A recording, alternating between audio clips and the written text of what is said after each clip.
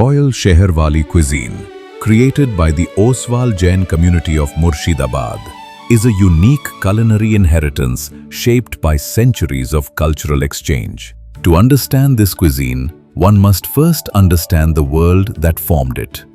Murshidabad, on the Bhagirathi, was once the capital of Bengal, a seat of wealth, power, trade, patronage, and cultivated taste. Into that world came the Sheherwalis, traders, bankers, financiers who made Murshidabad their home and in time developed a distinct identity of their own. They prospered certainly, but they also absorbed, adapted, and contributed. Jain tradition places Ahimsa, non-violence toward living beings, at its moral center. In Royal Sheherwali cuisine, that ethic found its most refined expression in a vegetarian table of astonishing richness. That is why Royal Sheherwali cuisine carries so many echoes at once. One can sense Rajasthan in its breads, pickles, dry fruit, saffron, rosewater, and disciplined handling of ingredients. One can sense Bengal in its fondness for seasonal produce, its use of panch phoran, banana flour, lotus pod, and sweet-making traditions. One can also sense the old royal kitchens of the subcontinent in its love of fragrance, fine finish, delicacy, and ceremonial abundance.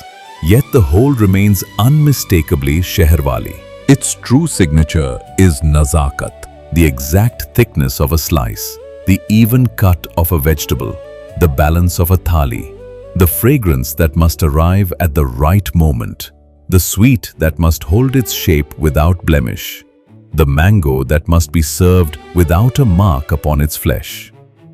In the saffron glow of Saloni mewa ka khichdi, in the handwork of kheera ka kachori, in the delicacy of pitha and bhapia, in breads like bedmi, besni puri, tikda, and fenabit ka roti, in accompaniments that are never incidental, kutti mirchai ka achar, imli chutney, dhania ka chutney, kheere ka radi, aam ka panna. A Sheherwali meal is not built around a single hero dish. It is composed. Each element completes another. Then there are the sweets, essential to the Sheherwali imagination. Nimas, that winter milk froth, so light, it feels almost imagined. Bode ka bundia, fragrant with kevra. Besan ka katli, chuare ka goli, shaped with fastidious care. Kache aam ka kheer.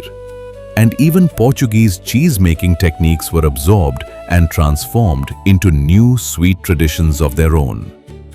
And always in Murshidabad, there were the mangoes. Royal Sheherwali cuisine cannot be spoken of truthfully without them.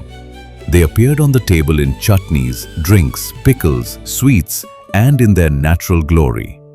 They were chosen carefully, ripened carefully, cut carefully, served carefully. The Sheherwali eye for perfection extended even here. This cuisine belonged not only to feasts, but to a way of life. The Sheherwalis were also builders, patrons, and philanthropists. They founded schools, markets, hospitals, temples, dharamshalas.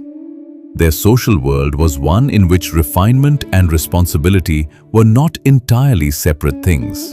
What makes this tradition especially precious today is that it has survived not through restaurants or commercial standardization, but through homes. It is to preserve one of Murshidabad's most refined living legacies, still breathing, still fragrant, still worthy of reverence.